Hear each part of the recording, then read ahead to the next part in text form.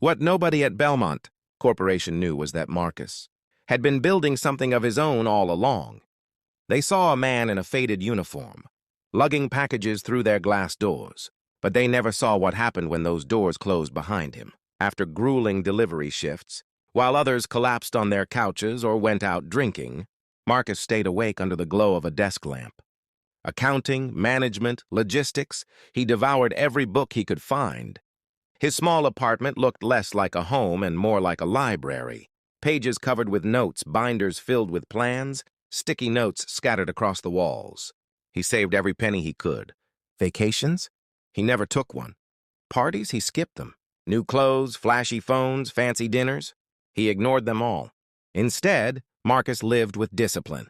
Every dollar had a purpose, and that purpose was investment. First, he poured his savings into a small logistics company, a tiny startup with just one van and a handful of clients. Then came new delivery trucks, stronger equipment, and smarter software. As his network grew, Marcus made it a point to hire people who, like him, had been overlooked.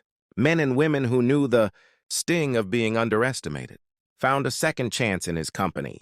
While Richard and his colleagues at Belmont mocked him for carrying boxes, Marcus was carrying something much heavier, the weight of his future. While they laughed at his sweat, he was sweating over contracts, negotiations, and late-night networking events. Every insult he endured only fueled his determination. Step by step, brick by brick, Marcus built his empire quietly, without the need for applause. Then came the moment that changed everything. Belmont Corporation, the very same company that treated him like a joke, was in trouble. Their shipping department was crumbling. Deadlines were missed, packages piled up in warehouses, and angry clients threatened to walk away. Competitors circled like sharks, ready to take a bite out of Belmont's reputation. Desperate, the board made a decision. They would outsource logistics. Bids were sent out to dozens of companies, but not once did they realize that one of those bids came from Marcus's growing firm. When the offers returned, one stood above the rest. Reliable, efficient, cost-effective. It wasn't just good, it was perfect. The board didn't hesitate. They signed immediately.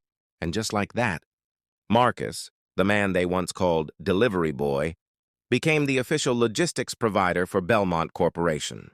Overnight, the one who carried their boxes was now carrying their future.